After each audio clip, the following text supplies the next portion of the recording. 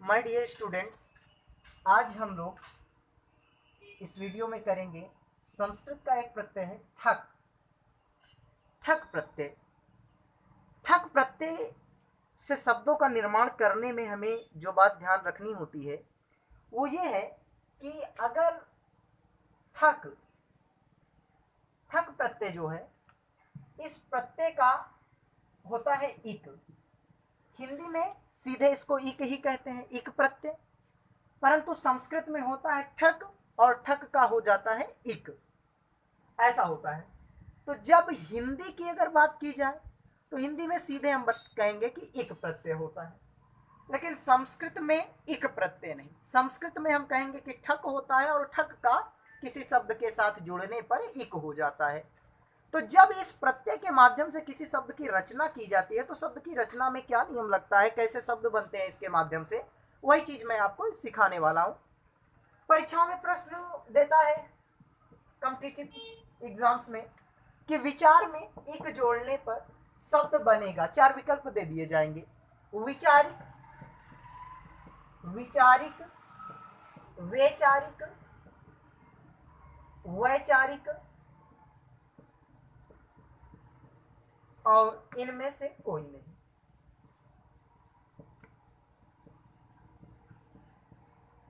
तो इस तरह के कुछ प्रश्न आ जाएंगे कि विचार में एक जोड़ने पर बनेगा, विचारिक, वैचारिक, वैचारिक, वैचारिक, इनमें से कोई नहीं। तो प्रतियोगी परीक्षाओं में ऐसे प्रश्न देखने को मिल जाते हैं, एक प्रत्यय से प्रश्न आते हैं शब्द निर्माण संबंधी।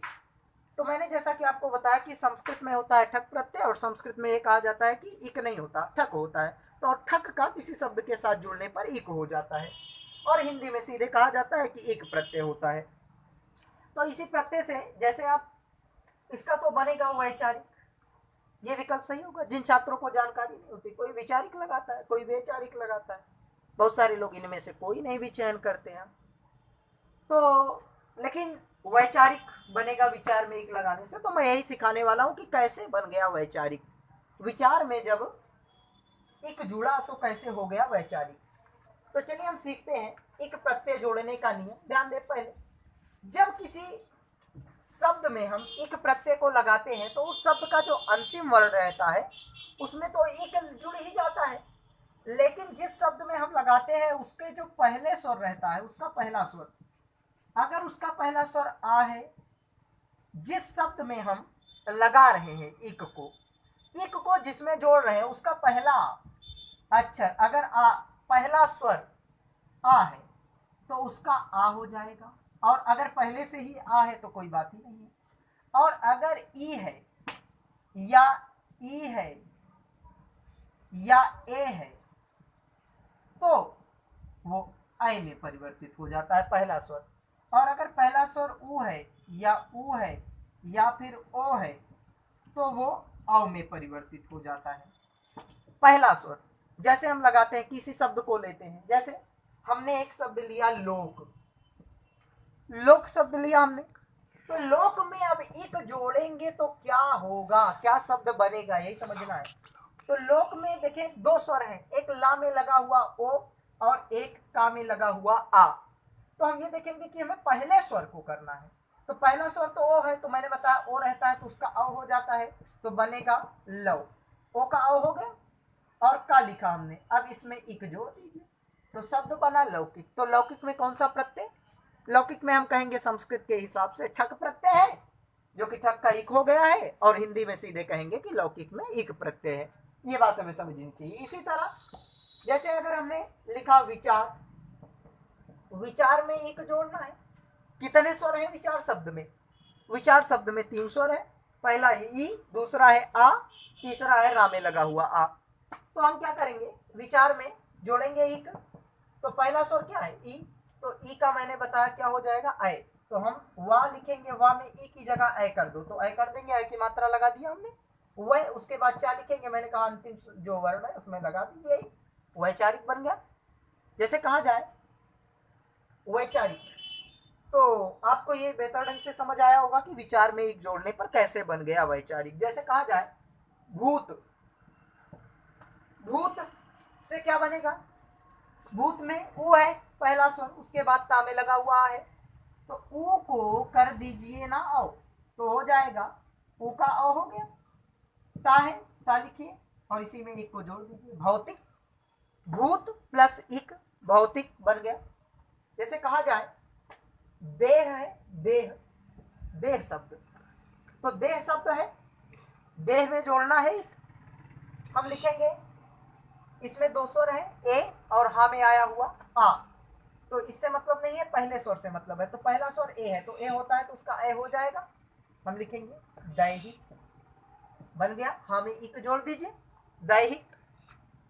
इसी तरह से किसी और शब्द को, जैसे व्यवहार, व्यवहार शब्द होता है, व्यवहार शब्द में कितने स्वर आए, व्यवहार में आया, या में आया हुआ आ, वा में आया हुआ आ, तो एक दो तीन चार स्वर है, तो हमें पहले स्वर से मतलब है, तो पहला स्वर है या में आया हुआ आ, तो जैसा कि मैंने कहा कि ये आ आया रहेगा तो आ हो जाएगा, तो बनेगा हमारा शब्द क्या, व्या हो गया, व्याव हा और रा में इक जोड़ देंगे, व्यावहारिक, तो क्या बना शब्द हमारा व्यावहारिक। जैसे कहा जाए किसी और शब्द को लेते हैं, दिन, दिन है, दिन में इक को जोड़ेंगे, दो स्वर है इसमें, ई है, ना में लगा हुआ आ है, तो ई से मतलब है पहले स्वर से, तो क्या हो जाएगा, लिखेंगे हम ई का ए हो जाएगा, तो लिखेंगे दैनिक, इक जुड़ जाएगा ना में, दैनिक बन गया। इसी तरह से जैसे अगर कोई शब्द है मुख, मुख है, तो मुख में हम क्या लिखें, पहला स्वर है उ, खा में लगा हुआ आ, पहले स्वर से मतलब है, उ आया है, इसका अ हो जाना है, तो मा लिखेंगे, उ की जगह अ कर देंगे, मौखिक बना। अब इक के थोड़ा अर्थ पर विचार करते हैं हम कि इक का मतलब क्या होता है। इक का मतलब होता है से संबंधित, इक का मतलब होता है से संबंधित, तो इन शब्दों का अर्थ करते समय, इन शब्दों का अर्थ करते समय हम बोलेंगे मौखिक का मतलब निकलेगा मुख से संबंधित, दैनिक का मतलब निकलेगा दिन से संबंधित, दैहिक का मतलब निकलेगा देह से संबंधित, जैसे उसे बड़ा दैहिक कष्ट रहता है तो दैहिक कष्ट का मतलब हुआ देह से संबंधित, यानी उसके शरीर में पीड़ा रहती है। तो जैसे कहा जाए संसार शब्द है, संसार, तो यहाँ तीन स्वर है, आ, पहला स्वर ये वाला आ है, तो इसको दीर्घ कर देंगे जोड़ते समय एक, तो ये दीर्घ हो गया, अनुस्वार अपना लग जाएगा, सांसारिक, तो सांसारिक का मतलब क्या हो जाएगा, एक का मतलब से संबंधित होता है, तो सांसारिक का मतलब संसार से संबंधित, जैसे कहा जाए सांसारिक चीजों से दूर रहना चाहिए, तो सांसारिक, तो सांसारिक का मतलब संसार से संबंधित।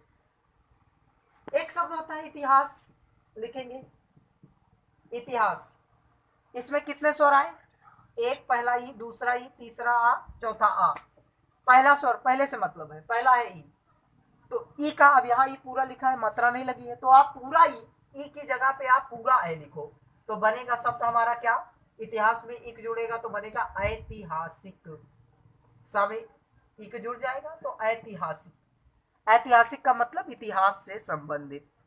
तो मुझे लगता है कि आप सब इक प्रत्यय को जोड़ने का नियम बेहतर ढंग से समझ गए होंगे, तो इसमें बस इतना ही।